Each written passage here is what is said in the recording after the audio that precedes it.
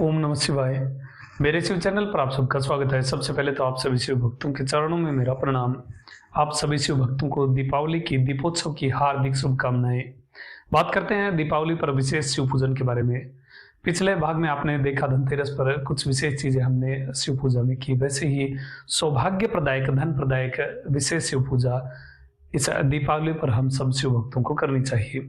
देखिए, दीपावली जो उत्सव है, ये पर्व धन से संबंधित जोड़ा जाता है, धन के नजरिए से ही देखा जाता है।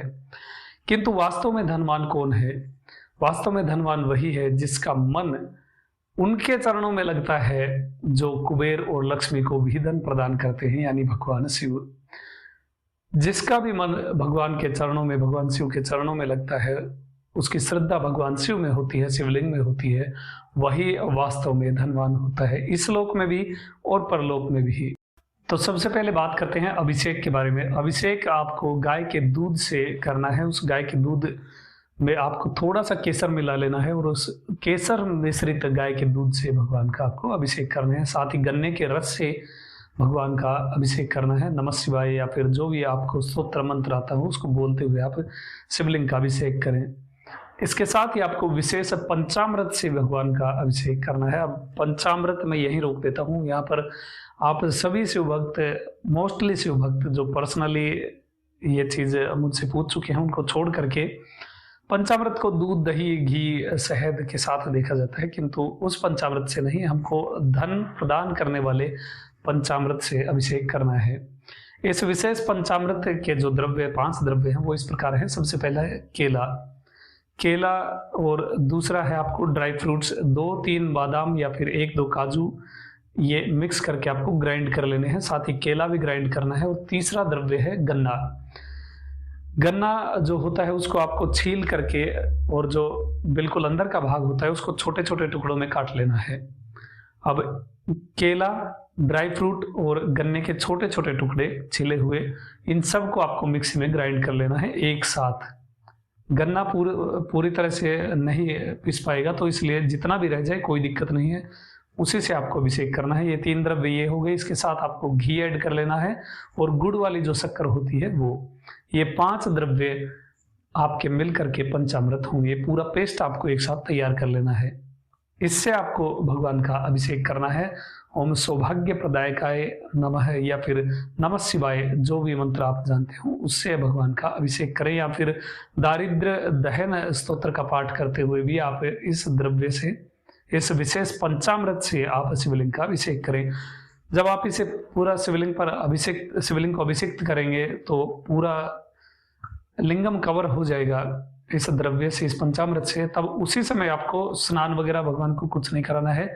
कर्पूर की आरती इसी स्वरूप में पूरे पंचामृत से ढके हुए लिंगम को आपको आरती दिखानी है।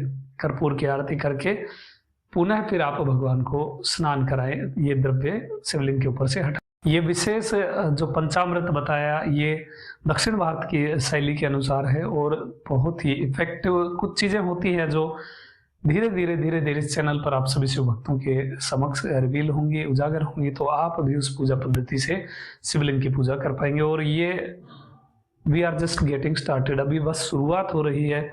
दीपावली के बाद जो नवंबर की बड़ी चीजें आने वाली थी, जो मैंने पहले आप सभी शिव भक्तों को बताया था, वो स्टार्ट होने वाली हैं और कुछ बहुत बड़ी चीजें इस चैनल पर आ रही हैं।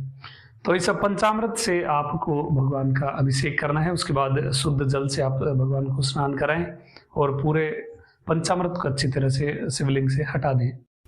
स्नान वगैरह जब अभिषेक वगैरह समाप्त हो जाए, उसके बाद फिर आप भगवान को भस्म से त्रिपुंड धारण करवाएं, या चंदन जो लकड़ी वाला होता है उसे घिस करके आप त्रिपुंड या तिलक वगैरह कर सकते हैं। उसके बाद आपको गन्ने के पत्ते, जो गन्ना होता है उसका अग्रभाग में जो पत्ते होते हैं, वो पत्ते आप अपने हाथों में लेकर के शिवलिंग के समक्ष ऐसे निवेदित करें, किंतु शिवलिंग पर मत चढ़ाइएगा क्योंकि तेज धार होती है उन पत्तों की। तो शिवलिंग, भगवान, ऐसी भावना रखनी चाहिए कि भगवान समक्ष बैठे हैं और वो तेज धार उन्हें भी नहीं छुए, इसलिए ऐसा निवेदित करके वहीं पास में ही आप रख दीजिए। और एक दूसरे गन्ने के पत्ते आप देवी के समक्ष निवेदित करें। माँ भगवती जो विराजित होती हैं शिवालय में, उनके समक्ष भी अर्पित करें।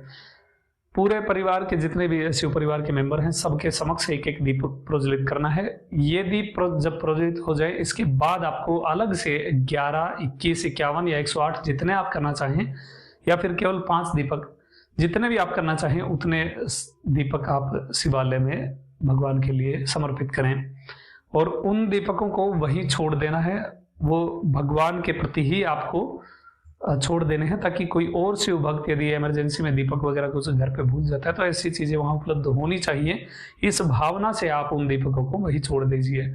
और यदि कोई और आकर के उनकी सफाई नहीं करता है अगले दिन, या कुछ ऐसी जगह पर आप रहते हैं जो सुनसान है शिवालय, या फिर केवल आप ही पूजा करते हैं, तो अगले दिन उनको अच्छी तरह से साफ करके वही मंदिर में ही आपको रख लेने हैं, ताकि इन फ्यूचर कभी कोई शिव भक्त आए और उसे दीपक की आवश्यकता पड़े तो वो उसे यूज कर सके। इस भावना से आपको दीपक वहीं छोड़ देने। 2 बड़े दीपक आपको भगवान का जो शिवालय का जो द्वार है उसके पास में, दोनों साइड में उस दरवाजे के शिवालय के द्वार के पास में 2 दीपक आपको बड़े प्रज्वलित करने हैं, जो एटलीस्ट रात भर तो चलते रहे। इतना उनमें या तो घी डाल दीजिए या तेल, जो भी आपके पास सामर्थ्य अनुसार या उपलब्ध हो उसके अनुसार आप तिल का, सरसों का या फिर घी भी आप प्रयोग कर सकते हैं, वो आपके ऊपर डिपेंड है। 2 दीपक आपको दरवाजे के जो आउटर की तरफ होता है उसके पास में प्रज्वलित करने हैं, एक इस तरफ और एक इस तरफ।